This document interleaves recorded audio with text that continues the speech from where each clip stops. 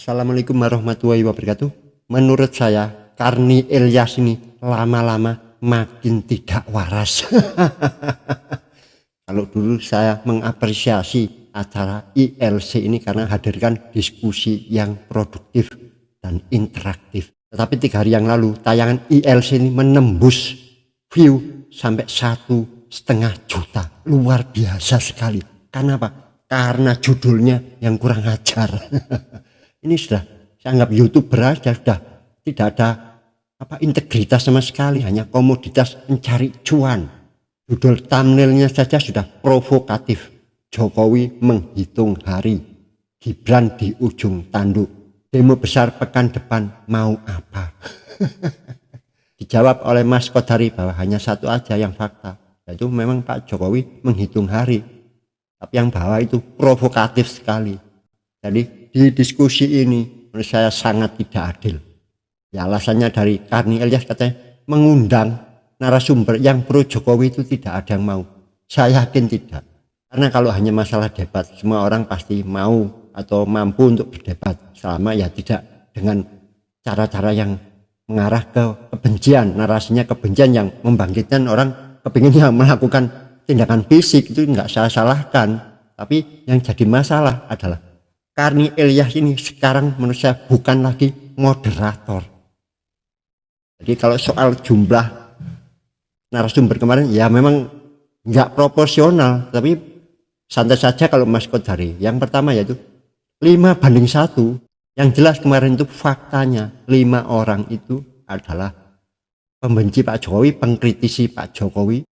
Yang pertama ada Faisal Assegaf, ada Adi Masardi, ada Ray Rangkuti, ada Refli Harun, terus dari BEMS itu Satria Naufal, dan ditambah ini si Karni Ilyas ini sudah nggak duduk di tengah, bukan moderator lagi. Menurut saya Karni Ilyas itu sekarang lebih tepatnya ya pelunga-pelungu, sudah nggak nyambung kayaknya, sudah ketuaan menurut saya untuk bisa mengikuti diskusinya anak-anak muda itu.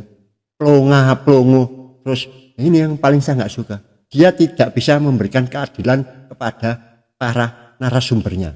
Jadi di situ sempat ramai ya, karena setuju itu pendapat Mas Kodari bahwa dia minta waktu yang lebih lama karena harus menanggapi 5 orang.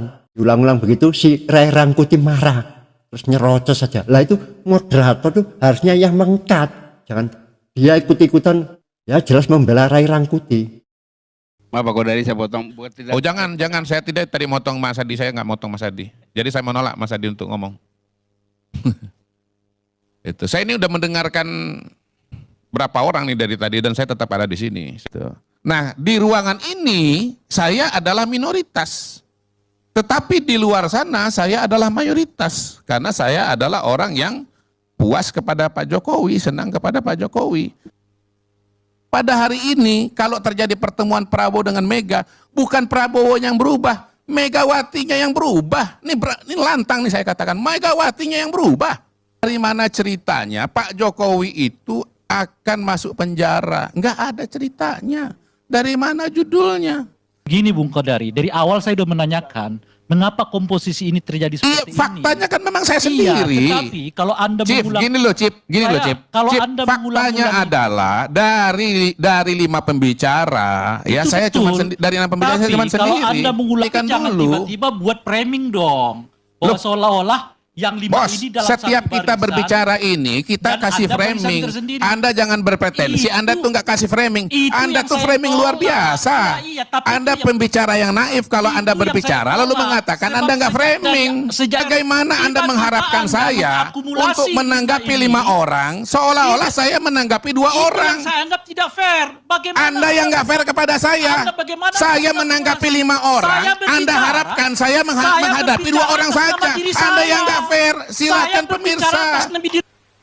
Karena ya dia tersinggung karena Ilyas sebut bahwa TV One itu memang ya menurut saya sudah tidak konsisten. Disebutkan pemilu lalu mendukung sana, pemilu ini berubah lagi. Jadi acara ILC kemarin memang luar biasa. Ya, banyak yang mengangkat temanya yaitu Kodari melawan 5 orang dengan ya sangat sukses. Saya justru menyoroti ini. Saya sudah yakin kalau Mas Kodari itu bisa menghandle orang model apapun. Yang penting yaitu diberi kesempatan yang adil. Saya justru marah ya kelakuan dari si Karni Ilyas ini. Kelihatan sekali bahwa dia tidak memberikan porsi yang adil kepada para narasumber, apalagi narasumbernya itu tidak seimbang. 5:1 malah ditambah dia menjadi 6:1. Kemudian tidak bisa menengahi, tidak bisa mengambil kesimpulan. Kesimpulannya cenderung ya mengarah ke pihak sebelah, tidak bisa memberikan kesimpulan yang seimbang. Itu fatal ya seorang moderator, tapi bukan memoderasi, lebih tepatnya saya bilang ya tukang kompor. Jadi kayaknya ILC ini sudah waktunya ditutup aja, bukan karena nggak ada yang mau yang pro Jokowi itu hadir, karena mereka percuma. Walaupun yang dihadirkan lawannya berapapun nggak ada masalah menurut saya. Bagi yang pro Jokowi banyak yang lantang bicara, Hasan Nasbi juga bisa. Tetapi kalau moderatornya tidak bisa memberikan keadilan, ya tetap saja tidak akan terjadi diskusi yang seimbang, diskusi yang interaktif, diskusi yang produktif. Intinya malah memojokkan aja. Ya kalau saya yang di sana bisa jadi saya emosi. Nah, untung aja yang di sana itu sekelas Mas Kodari bisa menghandle. Ini yang perlu menjadi catatan penting ya. Bagi siapa saja ini, kayaknya ILC ini perlu ditutup. Ya setidaknya diganti aja itu. Karni Ilyas itu sudah ketuaan. Dia nggak nyambung pembicaraan ini, terus tidak bisa mengambil kesimpulan, memberikan kesempatan pada narasumber untuk membantah, untuk mengkonter dengan adil. Justru dia lebih cenderung ya memprovokasi, bukan memoderasi. Itu yang sangat saya sayangkan. Jadi dari temanya saja sudah jelas-jelas provokatif. Itu disampaikan Mas Kodari. Kalau soal Jokowi menghitung hari, oke. Terus Gibran di ujung tanduk. Di ujung tanduk mana? PT-UN sudah ditunda. Kalaupun juga dikeluarkan, ya nggak ada pengaruhnya. Kenapa? Ya keputusan itu tertinggi sudah ada di MK. Kenapa masih digoreng-goreng, dicari celahnya? Anda menunggu apa? Ya menunggu nanti setelah dilantik mau mencoba lagi. Katakanlah hasilnya memang menang PT-UN. Mau Anda pengaruhi MPR? Ya silakan. Tapi intinya nggak ada itu di ujung tanduk itu. Yang di ujung tanduk itu menurut saya ya Karni Ilyas ini. Sudah waktunya diganti. Udah ketuaan, bukan masalah tua. Dia udah nggak bisa merespon dengan benar, itu aja. Nggak bisa memoderasi yang namanya diskusi. Itu fatal. Dan demo besar pekan depan untuk apa? Ya nggak tahu. Itu demo itu kan paling ya Anda sendiri yang mengarang-arang itu.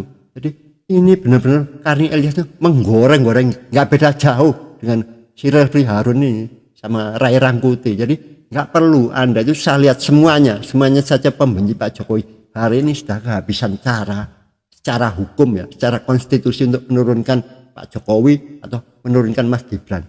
Mereka itu mencoba membangun narasi di ruang publik untuk apa? Untuk people power. Saya rasa hanya itu aja. Kalau memang mereka punya jalan hukum, ya tempuh jalan hukum. Silakan ajukan gugatan. Refli Harun kan pakar hukum tata negara. Jangan Anda hanya mengompori orang lain yang bergerak. Setidaknya Anda keluarin duit. Ya dia sudah menyponsorin lah macam-macam acara di hotel-hotel itu, sudah saya anggap berjuang di jalan kebenaran. Jihad fisabilillah. Tapi Anda sebagai pakar hukum tata negara nggak perlu seperti Ferry Amsari itu juga cuman koar-koar. Kalau memang Anda punya bukti, ajukan. Anda itu kan punya legal standing, yang punya kedudukan hukum lebih kuat daripada orang awam seperti saya. Kita kan cuman omong-omong. Anda punya bukti ini melanggar ini, ajukan supaya bisa diturunkan katakanlah Pak Jokowi atau Gibran dengan cara-cara konstitusi. Sepertinya Anda sudah nggak menemukan jalan, sudah jalan buntu. Bubu Fafa digoreng lagi, ada adiknya Bubu Fafa. Kemudian jet pribadi, Kaisar dikait-kaitkan, memakai kaos rakyat Mulyono, Putra Mulyono, digoreng-goreng lagi. Sudah kehabisan cara untuk menurunkan Jokowi atau Mas Gibran secara konstitusi. Mereka itu tidak mau kotor tangannya, gamanya begitu. Dia hanya mau nabok nyele tangan, bahasanya Jawa Timur. Jadi saya yakinnya arah-arah dari para pembenci Pak Jokowi itu yang mengaku pakar-pakar itu hanyalah ingin terjadi people power. Mereka hanya jadi kompor, mengompori Tapi nanti kalau berhasil dia akan tampil yang paling depan. Sifat-sifat pecundang saya sudah hafal. Itu saja yang bisa saya bagikan, semoga menginspirasi dan yang terlebih penting memberikan Anda hiburan. Wassalamualaikum warahmatullahi wabarakatuh. Salam cerdas dan waras.